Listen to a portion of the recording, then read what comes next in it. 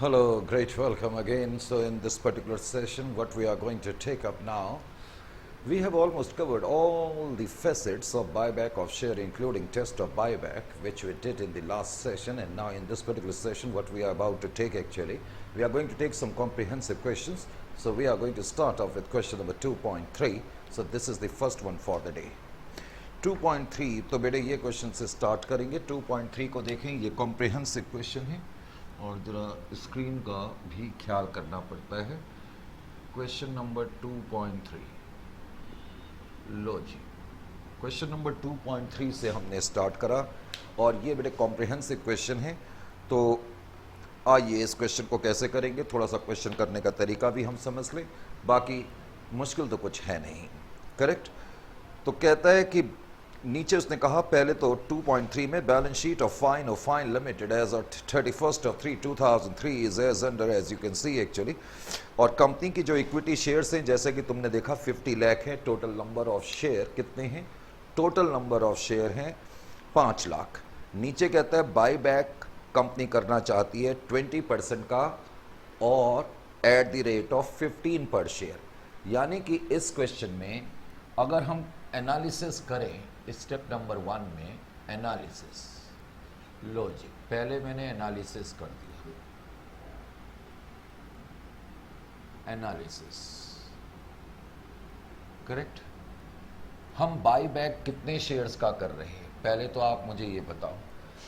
Sir हमारे 5 lakh divided by 10, 5 lakh shares है. Total number of shares 5 lakh है और कहता है उसका 20% हम बाई बैक कर रहे हैं. Isn't it or not? तो इसका मतलब जो बाई बैक आप कर रहे हैं 5 lakh total number of shares है.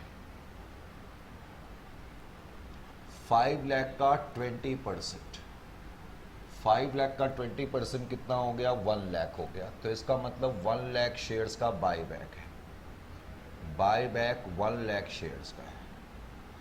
1 लाख शेयर्स. अब उन शेयर्स की नॉमिनल वैल्यू कितनी है? Nominal value in terms of rupees, nominal value कितनी हो जाएगी? 1 लाख इंटू 10. एक शेयर 10 रुपये का है. तो इसका मतलब nominal value will be equal to 10 lakh. इसमें तो कोई डाउट ही नहीं होना चाहिए.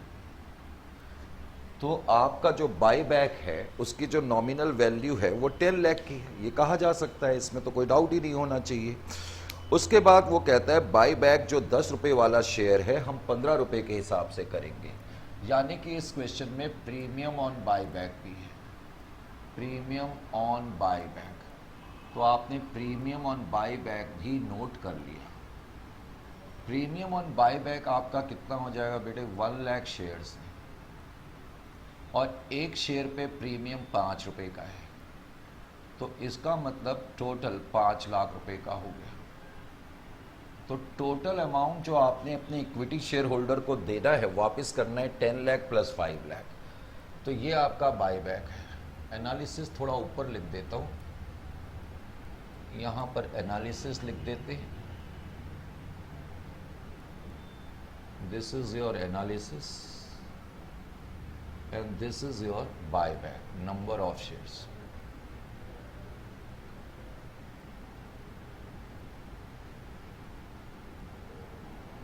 कितने शेयर्स का आप बाय बैक करेंगे? Number of shares 1 lakh share का, उनकी नॉमिनल वैल्यू इतनी है. करेक्ट. और इतना प्रीमियम है. यहां तक ठीक है. अब दूसरी चीज कहता है कि इस पर्पस के लिए आपने डिवेंचर इशू करे 5 लाख के एट ए प्रीमियम ऑफ 10%. बेटे कभी कभी जब हम बाय बैक करेंगे तो क्वेश्चन में हम देखेंगे कि लिखा होगा कि कंपनी ने डिवेंचर इशू करे हैं. अब डिवेंचर को इशू करने से कैपिटल बेस पे कोई फर्क नहीं पड़ेगा, क्योंकि कैपिटल बेस के 3 हिस्से होते हैं, preference share, equity share and capital redemption share. तो डिवेंचर के इश्यू होने से capital base will not get affected. हाँ, हमारे पास थोड़ा कैश आ जाएगा, ये फर्क पड़ेगा. फिर कहता है to maintain a balance of 3 lakh in general reserve. यानी कि हमें जनरल रिजर्व में मिनिमम 3 लाख का बैलेंस रखना ही रखना है। इसका मतलब मैं जनरल रिजर्व पूरा यूटिलाइज नहीं कर सकता। और कहता है कंपनी ने अपनी इन्वेस्टमेंट 8 लाख की 6,50,000 में बेची और कहता है पास necessary entries and prepare post buy bank balance sheet. So this is the question. तो सबसे पहले तो हम क्या करेंगे, सबसे पहले तो हमारी जहाँ तक एंट्रीज का सवाल है, स्टेप नंबर 2 जर्नल एंट्रीज। तो आपने जर्नल एंट्रीज लिखी, जर्नल एंट्रीज।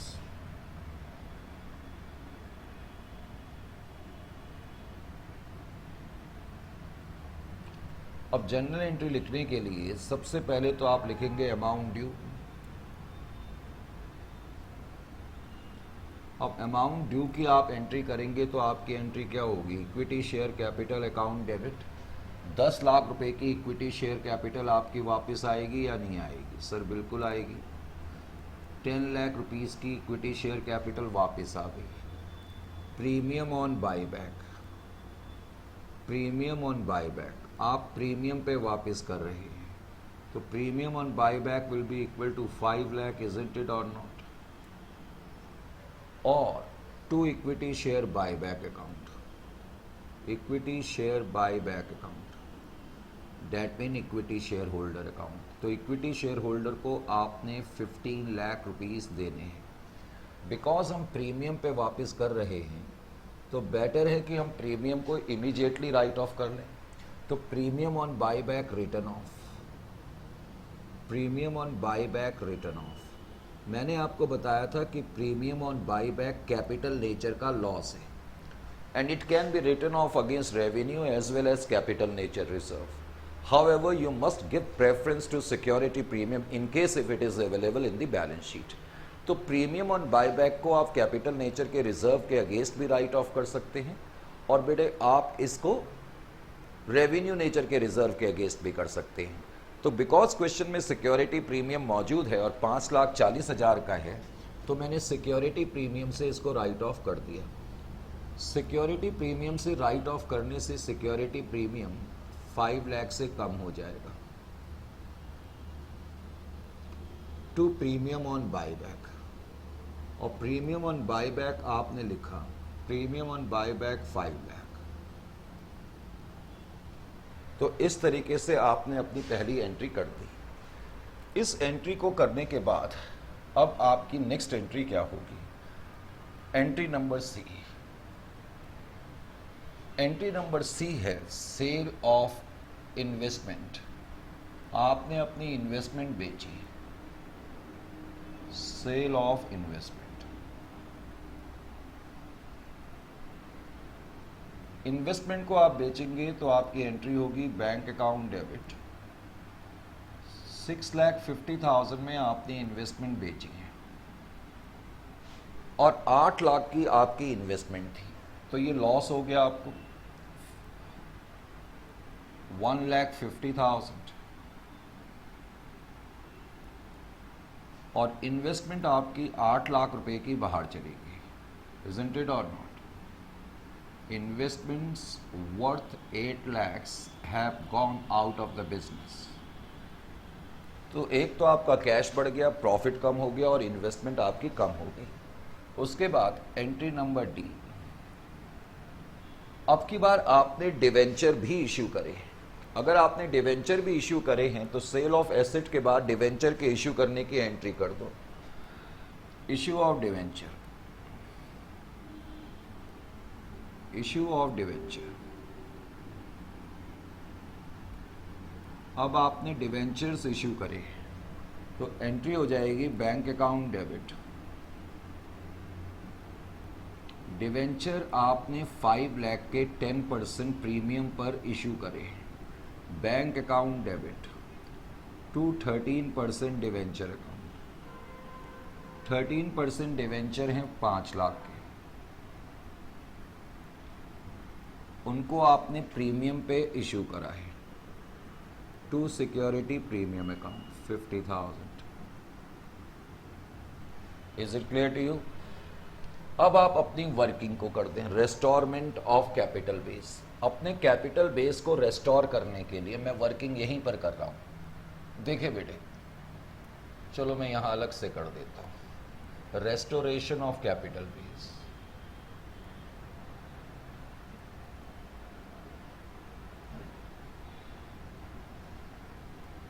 अपने कैपिटल बेस को रेस्टोर करने के लिए हम नॉमिनल वैल्यू देखते हैं। Nominal value is ₹10 lakh.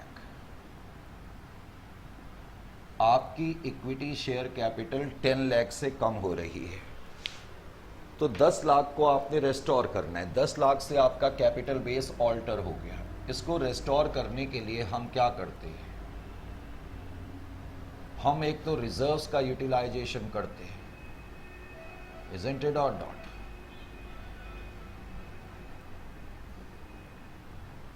Reserves, और जरूरत पड़ती है तो हम फ्रेश इशू भी कर लेते हैं, और फ्रेश इशू हम करते हैं प्रेफरेंस शेयर का। वैसे तो केवल आप रेवेन्यू नेचर के रिजर्व इस्तेमाल कर सकते हैं, you can utilise only revenue nature reserves. लेकिन मैंने आपको बताया था कि अगर आपके सिक्योरिटी प्रीमियम में सरप्लस बैलेंस है, you can also utilise security premium balance. तो अब ध्यान से देखें, आपके सिक्योरिटी प्रीमियम अकाउंट में कितना बैलेंस है? बेटे सिक्योरिटी प्रीमियम में आपके 90,000 रुपीज़ का बैलेंस है। सर 90,000 का बैलेंस कैसे है? 5 lakh original, 5,40,000 was original balance, और आपने 5 लाख रुपए सिक्योरिटी प्रीमियम यहाँ डेबिट कर दिया, बैलेंस बच गया 40,000, लेकिन सिक्योरिटी प्रीमियम फिर क्रेडिट हो गया 50,000 से। So there is a balance of 90,000 at this moment. तो आपने 90,000 का बैलेंस सिक्योरिटी प्रीमियम से यूज कर लिया। अब रेवेन्यू नेचर के जो रिजर्व हैं, एक तो प्रॉफिट एंड लॉस अकाउंट है और जनरल रिजर्व है, लेकिन जनरल रिजर्व में से आप 3 लाख यूज नहीं कर सकते। मैक्सिमम आप 3,50,000 कर सकते हैं। 6,50,000 में से 3 लाख के जनरल रिजर्व आप यूज नहीं कर सकते, बिकॉज क्वेश्चन ने लिखा है कि there must be a balance of 3 lakh in the general reserve, और प्रॉफिट एंड लॉस अकाउंट में 3,75,000 रुपीज हैं, लेकिन 3,75,000 में से कुछ अमाउंट कम हो गया है, क्योंकि आपने इन्वेस्टमेंट को बेचा तो 1,50,000 से प्रॉफिट एंड लॉस अकाउंट कम हो गया। तो इसका मतलब प्रॉफिट एंड लॉस अकाउंट में कितना बैलेंस बच गया? 3,75,000 minus 150, so there is a balance of 2,25,000। तो आपके रिजर्व्स में टोटल बैलेंस इतना है। तो इसको आप टोटल कर लो, 225 प्लस 350 प्लस 90। तो इसका मतलब ये हो गया कि 6,65,000 तो रिजर्व्स आप यूज करेंगे, एंड बैलेंसिंग फिगर आप फ्रेश इशू करेंगे 3,35,000। फ्रेश इशू आपका प्रेफरेंस शेयर का होगा। Is it clear to you? अब आप इसकी एंट्री कर दें। अब आप इसकी एंट्री करेंगे तो utilisation of reserves, utilisation of reserves की आपने एंट्री करी तो एंट्री होगी security premium account debit. Security premium से आपने 90,000 रुपीज़ ले लिए। General reserve account debit, general reserve account से आपने 350 यूज करे। Profit and loss account debit, profit and loss account में बैलेंस जो है 2,25,000 आपने यूज करा। To CRR account, capital redemption reserve account, that is 6,65,000। इस तरीके से आप ये एंट्री यूटिलाइजेशन ऑफ रिजर्व्स की करेंगे। यूटिलाइजेशन ऑफ रिजर्व्स की एंट्री करने के बाद entry number F, fresh issue की एंट्री आपने करी। फ्रेश इश्यू, अब आपने फ्रेश इश्यू करा प्रेफरेंस शेयर का।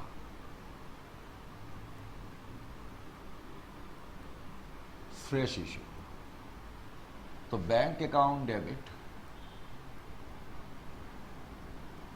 3,35,000 to 7% preference share capital account. अपने मन से कोई परसेंटेज आप लगा लें, 3,35,000। तो आपका कैपिटल बेस अब रेस्टोर हो गया है. Now you can make the actual payment. अब आपकी एक्चुअल पेमेंट की एंट्री हो जाएगी. Actual payment. अब एक्चुअल पेमेंट की एंट्री आप करेंगे तो एक्चुअल पेमेंट की एंट्री आपकी क्या होगी? That is equity share buyback account debit 15 lakhs to bank account 15 lakhs.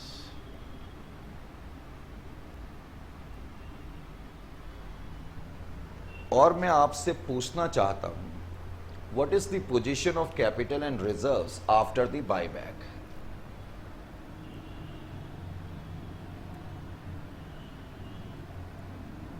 Buyback के बाद शेयर कैपिटल की क्या पोजीशन है? बैलेंस शीट में आपकी share capital equity share 50 lakhs की है. Equity share capital in the balance sheet is equal to 50 lakh. Isn't it or not? Yes sir. अब इक्विटी शेयर कैपिटल यहां पर 10 lakh आपने डेबिट कर दी, तो इक्विटी शेयर कैपिटल अकाउंट में बैलेंस बायबैक के बाद 40 lakhs का है, ये कहा जा सकता है? Yes sir. उसके अलावा आपने प्रेफरेंस शेयर भी इशू करे हैं 7% प्रेफरेंस शेयर कैपिटल. तो as far as share capital is concern, now you have a total share capital of this much. बेटे ये कहा जा सकता है कि आपकी जो टोटल शेयर कैपिटल है वो 43,35,000 की है. ये कहा जा सकता है या नहीं कहा जा सकता? सर बिल्कुल कहा जा सकता है. आपकी इक्विटी शेयर कैपिटल में इतना बैलेंस है और 7% प्रेफरेंस शेयर कैपिटल में इतना बैलेंस है. ऐसे ही मैं आपसे पूछना चाहता हूं कि आपके रिजर्व्स की क्या पोजीशन है? रिजर्व्स की जरा पोजीशन बताएं. Reserves and surplus. Balance sheet में आपके जो रिजर्व है, एक तो जनरल रिजर्व है. General reserve in the balance sheet was 6,50,000 and you have utilized 3,50,000 आपने यूज कर लिए. तो जनरल रिजर्व में मिनिमम बैलेंस 3 लाख मेंटेन करना था, तो इसलिए 3 लाख का बैलेंस अभी पड़ा हुआ है. सिक्योरिटी प्रीमियम में 5,40,000 थे. 5,40,000 में से आपने 5 लाख यूज कर लिए प्रीमियम ऑन रिडम्पशन को राइट ऑफ करने में. 40,000 से प्रीमियम 50,000 से सिक्योरिटी प्रीमियम बढ़ गया, क्योंकि आपने डिवेंचर जो इशू करे हैं वो प्रीमियम पे इशू करे हैं. और उसके बाद 90,000 आपने यूज कर लिए सीआरआर में ट्रांसफर करने के लिए. तो हम कह सकते हैं कि सिक्योरिटी प्रीमियम में जीरो बैलेंस है. Isn't it or not? उसके अलावा प्रॉफिट एंड लॉस अकाउंट है. चलो इसको थोड़ा ऊपर कर लेते हैं. प्रॉफिट एंड लॉस अकाउंट में जो बैलेंस है, reserves and surplus. Profit and loss account में आपका जो बैलेंस है, बैलेंस शीट के मुताबिक 3,50,000 का बैलेंस, 3,75,000 का बैलेंस है. अब एक तो इन्वेस्टमेंट में लॉस हो गया 1,50,000 और प्रॉफिट एंड लॉस अकाउंट आपने यूज कर लिए सीआरआर में ट्रांसफर करने के लिए. So now there is nil balance in the profit and loss account. Correct? It can be said or not? और उसके अलावा एक नया अकाउंट कैपिटल रिडम्पशन रिजर्व आपकी बैलेंस शीट में आ जाएगा 6,65,000. तो हम कह सकते हैं कि आपके रिजर्व्स में at this moment there is a balance of 9,65,000. There is a balance of 9,65,000 in your reserves. Correct? बेटे किसी कारण से मुझे बताओ आपके बैंक की क्या पोजीशन है? Bank What is the balance in cash and bank? Cash और बैंक अकाउंट में आपका बैलेंस 7,10,000 का है. There is an opening balance of 7,10,000. अब आपकी एंट्री, पहली एंट्री में कोई बैंक नहीं है, दूसरी एंट्री में नहीं है, तीसरी एंट्री में आपका बैंक डेबिट हो रहा है. इसका मतलब है कि बैंक बैलेंस इज इंक्रीजिंग. आपने इन्वेस्टमेंट को बेचा, उसके बाद आपने डिवेंचर इशू करे तो bank balance is moving up 5,50,000. उसके बाद इस एंट्री में कोई बैंक नहीं है, आपने फिर फ्रेश इशू करा तो बैंक बैलेंस 3,35,000 से बढ़ गया. उसके बाद आपने पेमेंट करी तो 15 लाख रुपीज से बैंक बैलेंस कम हो गया.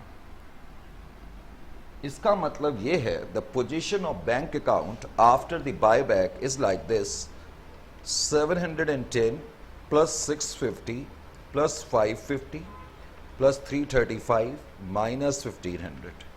तो 7,45,000 का बैलेंस बैंक अकाउंट में है. Is it clear to you? समझ में आ गया? यहां तक कोई प्रॉब्लम तो नहीं है.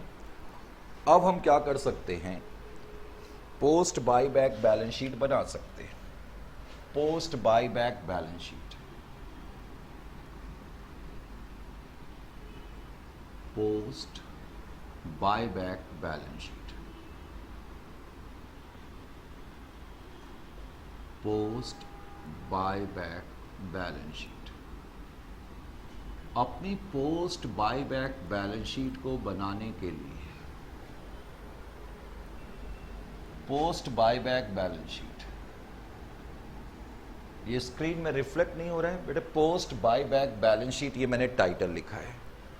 सबसे पहले तो हम इसमें लिखेंगे लायबिलिटी एंड इक्विटी साइड में share holders fund. Share holder funds के अंदर भी मैं पहले लिखूंगा A share capital, A share capital. मैंने शेयर कैपिटल अपने नोट्स में कंप्यूट कर ली है. Now there is a balance in the share capital to the extent of 43 lakh. ये आ नहीं रहा है. नोट नंबर 1, बैलेंस जो है अब 43,35,000 का है.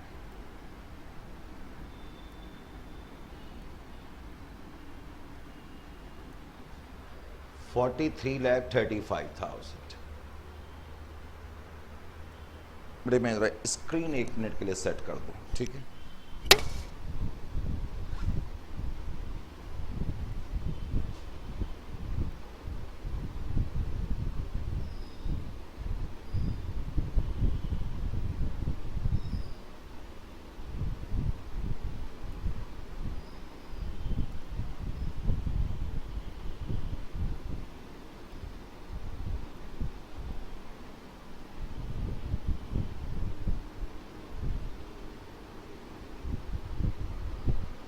I hope it is now clear.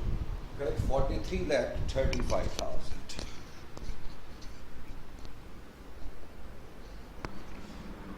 अब उसके बाद शेयर कैपिटल के बाद बैलेंस शीट में नेक्स्ट आइटम है general reserve, security premium, profit and loss account. ये सब हम यहां लिख चुके हैं. तो आपके जो रिजर्व्स एंड सरप्लस की पोजीशन है, reserves and surplus, note number 2, there is balance of 9,65,000. Then we have got non-current liabilities. Non-current liabilities. Non-current liabilities में आपके एक तो 10% डिवेंचर्स हैं. 10% debentures as per balance sheet 25 lakh.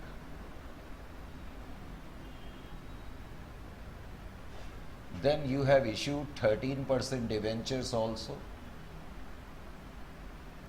13% debenture 5 lakh आएगा बेटे. 5,50,000 नहीं आएगा. क्योंकि जब आपने डिवेंचर को इशू करने की एंट्री करी है तो आपने यहां पर 5 लाख लिखा है। समझ में आया कि नहीं? आपने यहां पर 5 लाख रुपीस लिखा है। उसके अलावा फिर sundry creditors and term loans हैं, तो टर्म लोन्स भी बेटे आप यहीं पर लिख लो, क्योंकि टर्म लोन्स भी लॉन्ग टर्म लोन्स ही होते हैं अधिकतर। टर्म लोन्स का मतलब है ऐसे लोन्स जो टर्म्स एंड कंडीशंस पर दिए गए हैं, और टर्म लोन्स इस केस में 13,25,000 के, 13,25,000। उसके बाद फिर आप करंट लायबिलिटी अपनी लिखेंगे, करंट लायबिलिटी, करंट लायबिलिटी। जहां तक करंट लायबिलिटी का सवाल है तो उसमें सिर्फ और सिर्फ सन्ड्री क्रेडिटर्स है। सन्ड्री क्रेडिटर्स आपके 8,67,000 के। This is your liability side. अब जहां तक आपके एसेट साइड का सवाल है, एसेट साइड में non current asset, non current assets,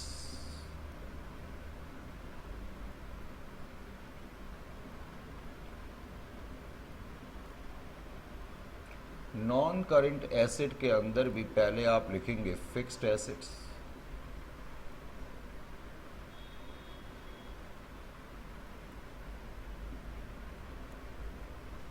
fixed asset आपको क्वेश्चन में ही गिवन है 66 लाख के, 66 लाख। फिक्स्ड एसेट के बाद फिर आप लिखेंगे इन्वेस्टमेंट्स। फिक्स्ड एसेट के बाद आपने लिखा इन्वेस्टमेंट्स।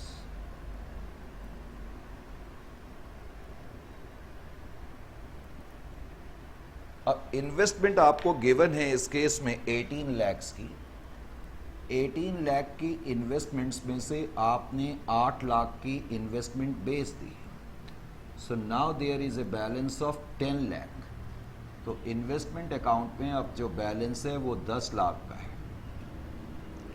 उसके बाद फिर आप लिखेंगे करंट एसेट्स, और करंट एसेट्स के अंदर एक तो है स्टॉक, और स्टॉक का अमाउंट है 11,87,000। स्टॉक के बाद है sundry debtors, sundry debtors is 9,60,000, there is no change in it. And then cash at bank,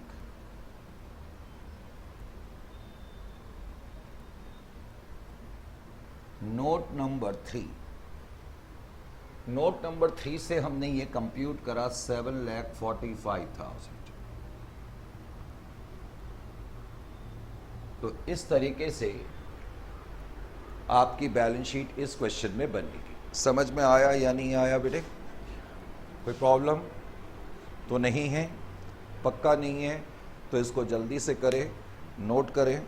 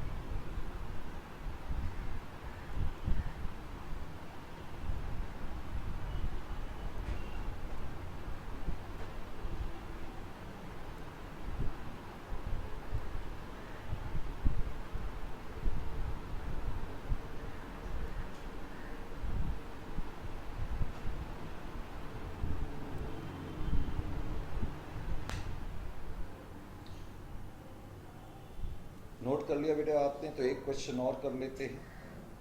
तो नोट कर रहे हैं? नोट कर लिया या कर रहे हैं? Balance sheet. चलो ठीक है, तो नेक्स्ट क्वेश्चन 2.4 मैंने लिया। 2.4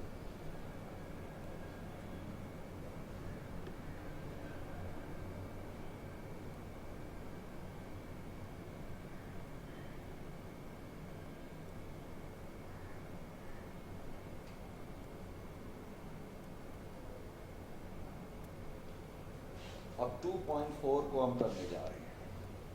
2.4 में क्या पोजीशन है? कहता है equity share capital fully paid, equity paid of shares of ₹10 is 2400 है। और बेटे फिगर्स लैक्स में दी हैं, जरा ये ध्यान रखना है। Figures this time is given to you in lakhs, correct? Lakhs में आपकी फिगर्स है।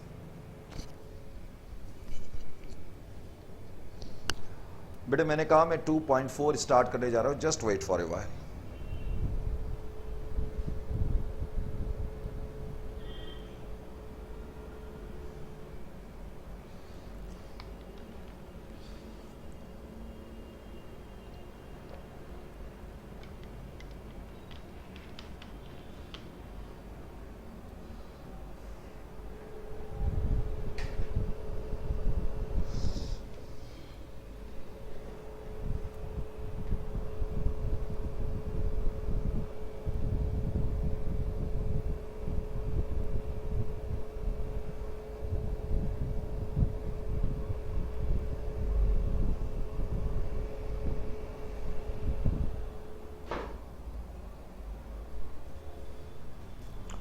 अब बेटे 2.4 को अब हम देखें जरा। 2.4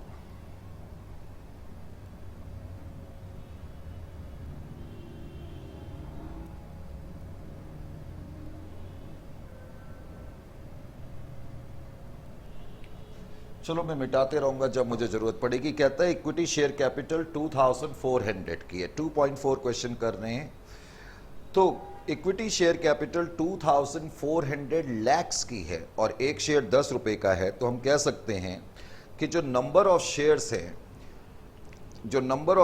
वो 240 लैक्स है। ये तो कहा जा सकता है नंबर ऑफ शेयर्स 240 लैक्स।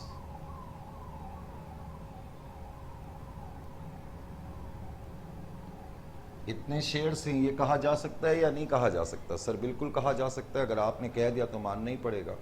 चलो ठीक है, फिर आगे क्या कहता है?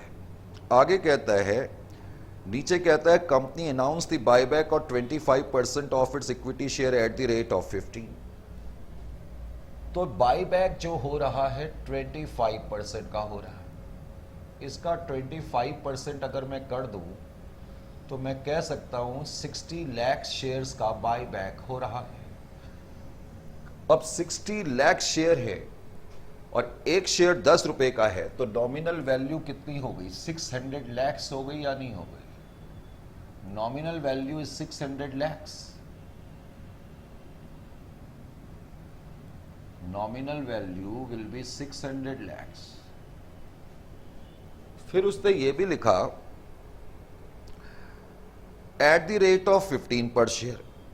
एट द रेट ऑफ 15 पर शेयर का मतलब क्या है? 10 रुपए नॉमिनल वैल्यू है और 5 रुपए प्रीमियम। इसका मतलब 50% प्रीमियम पर आप वापस करेंगे, तो 50% premium will be 300 lakhs. So premium will be 300 lakhs, that is 50% of 600 lakhs. तो इसका मतलब प्रीमियम जो है 300 लैक्स का है। ये बात समझ में आ गया कि नहीं? प्रीमियम ऑन बायबैक, पहले तो ये चीज क्लियर हो जानी चाहिए। फिर कहता है for this purpose it sold all the investment for 150 lakhs. जितनी भी इन्वेस्टमेंट है 148 लैक्स की इन्वेस्टमेंट है, कहता है हमने उसको 148 में बेचा, करेक्ट? फिर आगे क्या कहता है? आगे कहता है कि for this purpose company sold the investment and issue 2,14% preference shares of 100 each at par, the entire amount being payable with application. और कहता है कंपनी ने 2 लाख equity share preference share issue करे हैं। इसका मतलब है प्रेफरेंस शेयर आपको एब्सोल्यूट टर्म्स में गिवन है। When fresh issue is given in absolute terms, तो कैपिटल बेस की रेस्टोरेशन की जो वर्किंग हम करते हैं तो उसमें हम पहले फ्रेश इशू को कंसीडर करेंगे। फिर कहता है company achieve the target of buyback and later on the company made issued 1 fully paid equity shares of 10 by way of bonus share for every 4 equity share। तो बेटे क्वेश्चन तो easy है, लेकिन इसमें उसने थोड़ा सा बोनस इश्यू का केस दे दिया, बाकी तो इसमें और कुछ नहीं है। तो अब मैं क्या करूंगा, सबसे पहले तो मैंने अपनी एंट्री लिखी equity share capital account debit. पहली तो हमारी एंट्री जो होगी वो ये एंट्री होगी, अमाउंट ड्यू। तो 600 लैक्स, फिगर्स जो हैं वो लैक्स में, rupees in lakhs. Premium on buyback will be 300 and total amount which you are supposed to pay to the equity shareholders will be 900. So this will be your first entry. Because this time buyback is being taking place at a premium, so it is your bounded duty to write it off as soon as possible. Just have a look on the balance sheet whether you find actually there is enough premium or not. We have a premium of 350, whereas we require how much actually? Only 300. तो बेटे 300 रुपये premium on buyback मैंने right of कर दिया security premium के against. उसके बाद question में दिया हुआ है कि हमने अपनी इन्वेस्टमेंट को बेचा और हमारी जो इन्वेस्टमेंट बैलेंस शीट में है वो 148 लैक्स की है। तो हमने 148 लैक्स की इन्वेस्टमेंट को 150 लैक्स में बेचा है। So this time you are not having a loss, rather you are having a profit. तो अब की बार आपको प्रॉफिट हो गया, 148 लैक्स वर्थ रुपीस की इन्वेस्टमेंट बाहर चली गई और आपका जो प्रॉफिट है वो 2 लाख का हो गया। Is it clear to you? फिर क्वेश्चन में कहता है हमने प्रेफरेंस शेयर इशू करे हैं, तो इस क्वेश्चन में कोई इश्यू ऑफ डिवेंचर्स तो नहीं है, करेक्ट। एंट्री नंबर डी आपकी जो होगी अब की बार फ्रेश इशू की होगी, fresh issue, because it is given in absolute terms. Whenever fresh issue will be given in absolute terms, तो यूटिलाइजेशन ऑफ रिजर्व से पहले उसकी एंट्री करना बेहतर है। 2 लाख इंटू 100, तो ये 200 लैक्स हो जाएगा, 200 लैक्स, करेक्ट। सो हमारी एंट्री हो जाएगी, कितना परसेंट प्रेफरेंस शेयर है? 14% प्रेफरेंस शेयर है। तो फ्रेश इशू की आपकी एंट्री होगी bank account debit, bank account debit 200 lakhs to 14% preference share capital account. Now 14% preference share capital account, that is 200 lakhs.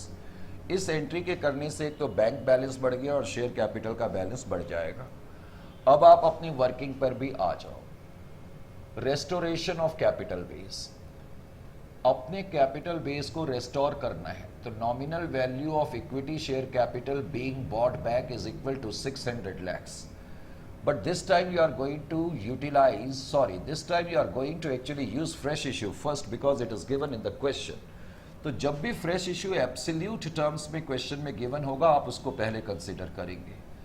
200 lakh रुपए तो फ्रेश इशू से रिप्लेसमेंट हो गई। Now you need only 400 lakhs and I think there is sufficient balance in the general reserve to the extent of 930. We need only 400. तो 400 rupees का balance मैंने general reserve से ले लिया। तो फ्रेश इशू की तो मैंने एंट्री कर ही दी है। अब हम यूटिलाइजेशन ऑफ रिजर्व्स की एंट्री कर देते हैं। यूटिलाइजेशन ऑफ रिजर्व्स की एंट्री आपकी हो जाएगी general reserve account debit, general reserve account debit. General reserve से आपने यूटिलाइज करे 400 lakhs, general reserve account debit to CRR account. तो CRR में आपने 400 लैक्स रुपीज ट्रांसफर कर दी। This is the entry you are going to pass in this particular case. Is it clear to you? अब आपका कैपिटल बेस रेस्टोर हो गया है।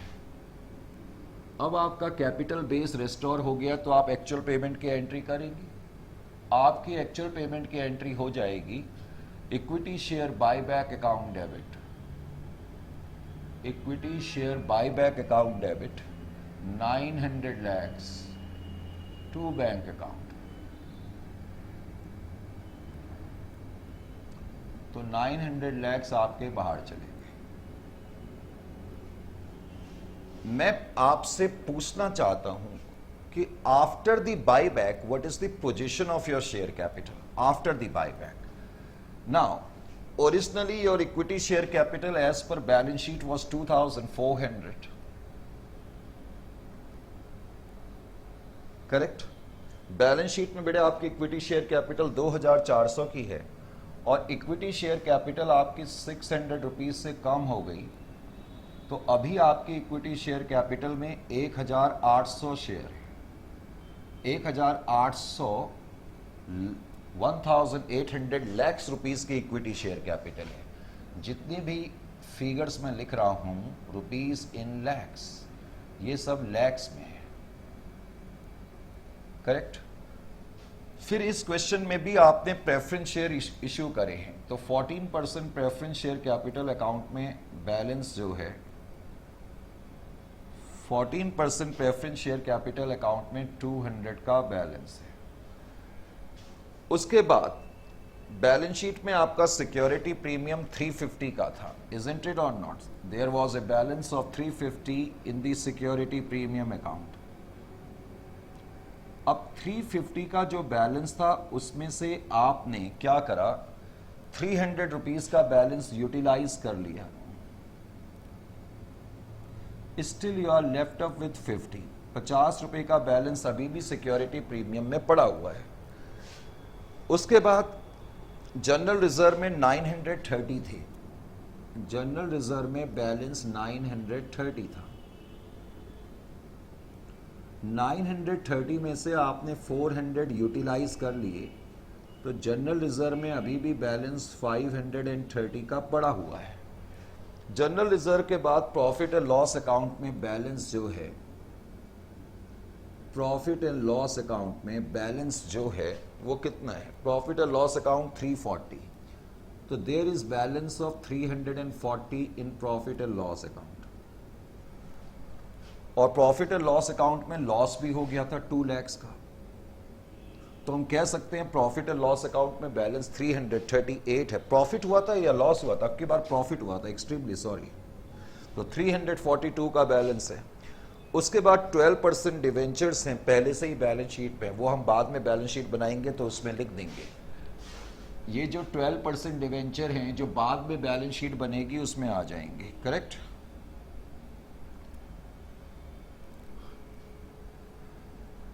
उसके बाद सन्ड्री क्रेडिटर्स हैं और सन्ड्री प्रोविजंस हैं।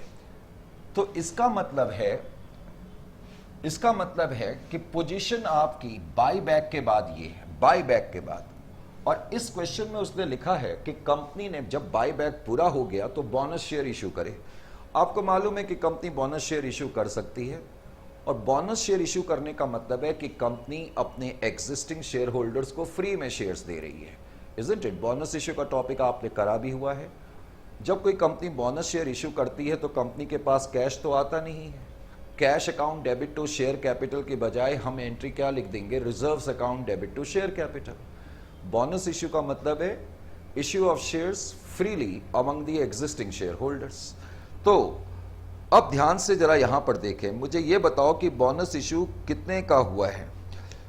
1 share for 4 share. Bonus issue जो हुआ है हर 4 को हमने 1 शेयर दिए। इसका मतलब अगर आप मेरी कंपनी के शेयर होल्डर हैं और आपके पास 4 शेयर हैं तो 1 शेयर मैंने आपको फ्री में दिया है।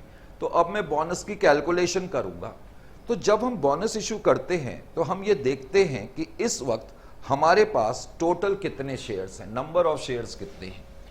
तो पहले तो मैंने बोनस कैलकुलेशन कहीं यहां पर कर दी, जगह जरा कम है तो हम यहीं पर कर देते हैं बोनस कैलकुलेशन।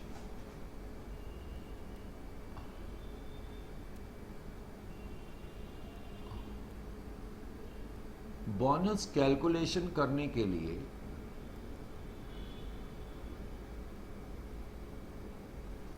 पहले तो ये बताओ कि आपके पास नंबर ऑफ शेयर अभी कितने हैं, टोटल नंबर ऑफ शेयर्स अभी इस वक्त कितने हैं? इस वक्त आपकी इक्विटी शेयर कैपिटल 1800 लाख रुपए की है।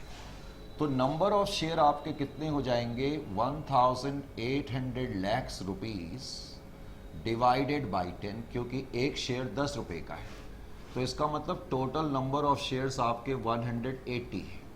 फिर आप बोनस रेशियो कंप्यूट करेंगे। बोनस रेशियो आपका कितना है?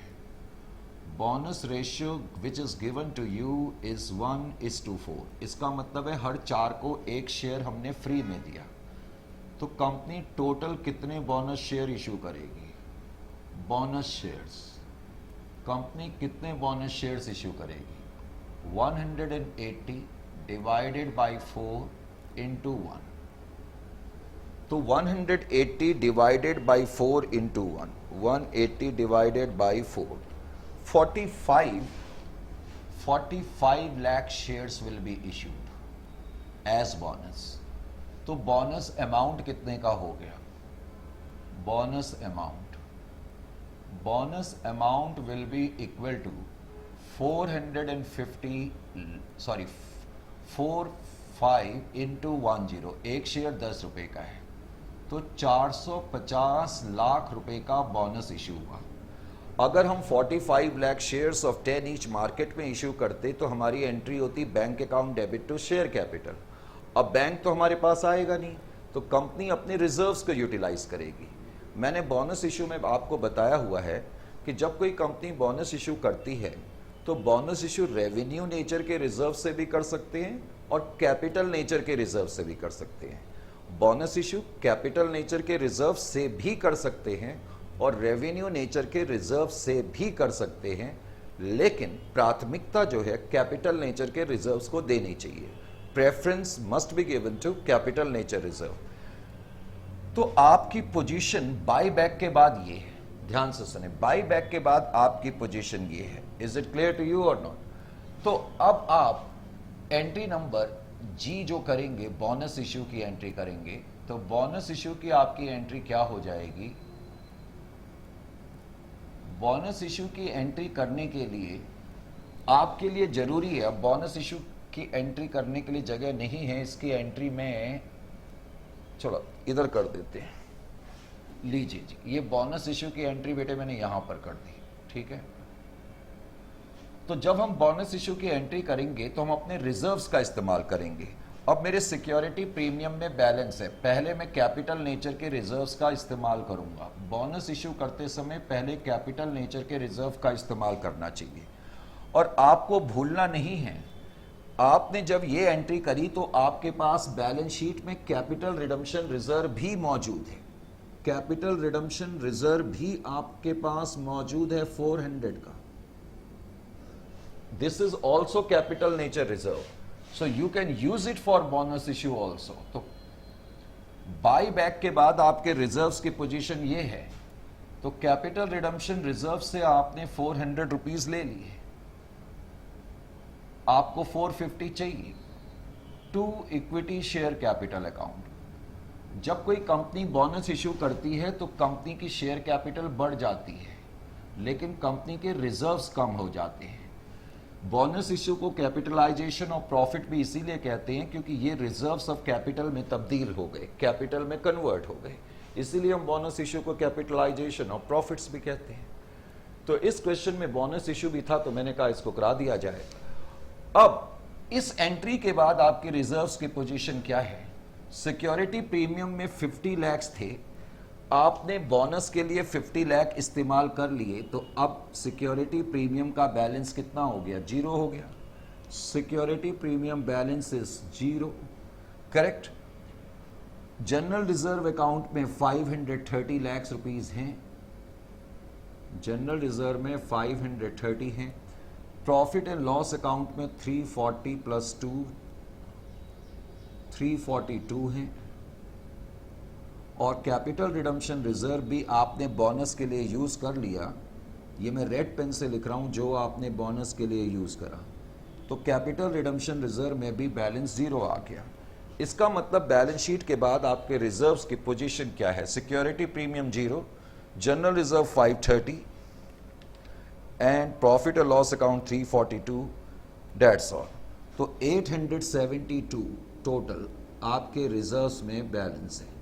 तो न्यू बैलेंस शीट में रिजर्व एंड सरप्लस का टोटल मैं इतना लिखूंगा। बात समझ में आ रही है कि नहीं आ रही है? समझ में आया कि नहीं? इसी तरीके से आपकी जो शेयर कैपिटल है, अब जरा ध्यान से देखें, जब आपने ये एंट्री करी तो सिक्योरिटी प्रीमियम कम हो गया, सीआरआर कम हो गया, लेकिन इक्विटी शेयर कैपिटल तो आपकी बढ़ गई ना। इक्विटी शेयर कैपिटल 450 से बढ़ गई। तो इक्विटी शेयर कैपिटल अकाउंट में जो आपका बैलेंस आ रहा है,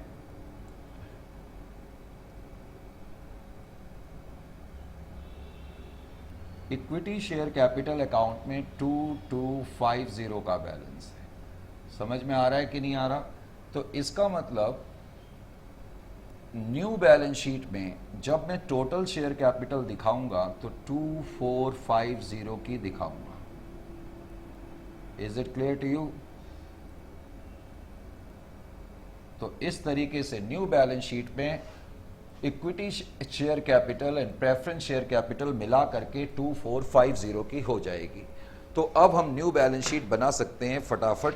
तो क्वेश्चन नंबर जो 2.4 है, पहले तो उसकी बैलेंस शीट में शेयर कैपिटल अकाउंट में बैलेंस अब 2450 लैक्स का है, 2450 लैक्स। रिजर्व एंड सरप्लस में बैलेंस 872 का है। उसके अलावा बैलेंस शीट में जो 10% डिवेंचर थे 1500 वो भी बैलेंस शीट में आएंगे। इस क्वेश्चन में तुमने कोई डिवेंचर इश्यू नहीं करे हैं, इस क्वेश्चन में कोई टर्म लोन नहीं है। सन्ड्री क्रेडिटर्स करंट लायबिलिटी में आएंगे। सन्ड्री क्रेडिटर्स में कोई चेंज नहीं है, 750। उसके अलावा सन्ड्री प्रोविजंस भी यहीं पर आते हैं, 390। तो इस तरीके से आपकी बैलेंस शीट बनेगी।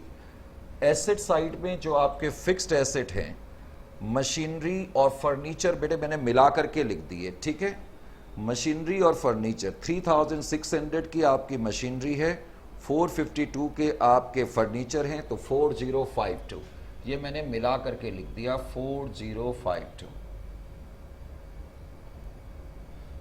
इन्वेस्टमेंट अकाउंट आपकी जीरो हो गया, क्योंकि इन्वेस्टमेंट अकाउंट इसलिए जीरो हो गया, करेक्ट, क्योंकि आपने इन्वेस्टमेंट पूरी बेच दी है। और डेटर्स अकाउंट में बैलेंस जो है, डेटर्स अकाउंट में जो बैलेंस है वो 520, कोई चीज नहीं है। और बैंक का बैलेंस हमेशा अलग से कंप्यूट कर लेना चाहिए। बैंक का बैलेंस हमेशा अलग से कंप्यूट करने में फायदा रहता है, करेक्ट। तो बैंक का बैलेंस अलग से कैसे कंप्यूट करें? तो बैंक बैलेंस, नोट नंबर 3, जब मैं बैंक लिखता हूं तो कैश आप ऑटोमेटिकली ऐड कर लिया करो। तो कैश एट बैंक में ओरिजिनल बैलेंस 740 लैक्स का है। अब आप अपनी एंट्री को देखो, क्या पहली एंट्री में कोई वर्ड आ रहा है बैंक या कैश? नहीं आ रहा। दूसरी एंट्री में आ रहा है? नहीं आ रहा। तीसरी एंट्री में आ रहा है। डेबिट हो रहा है, क्रेडिट हो रहा है? सर डेबिट हो रहा है। कितने से हो रहा है? 150 से हो रहा है, 150। फिर इस एंट्री में आपने फ्रेश इशू करा तो और आपके पास कैश आया 200 लैक्स का। फिर उसके बाद आपने एक्चुअल पेमेंट कर दी 900 की। तो इस तरह से बैंक अकाउंट में आपका जो बैलेंस है वो इतना बैलेंस शीट में आप रिफ्लेक्ट करेंगे। 740 प्लस 150 प्लस 200 माइनस 900, तो 190। तो 190 रुपीज बैंक अकाउंट का बैलेंस है। Cash at bank, note number 3, balance is equal to 190। This is how you are suppose to do this particular question. समझ में आ गया कि नहीं? तो बेटे इस क्वेश्चन को आप अच्छी तरह से नोट करें और फिर हम इसके फाइनल एरिया पे जाएंगे, that is simultaneous case of buyback of shares and redemption of preference shares. वो लास्ट टॉपिक है।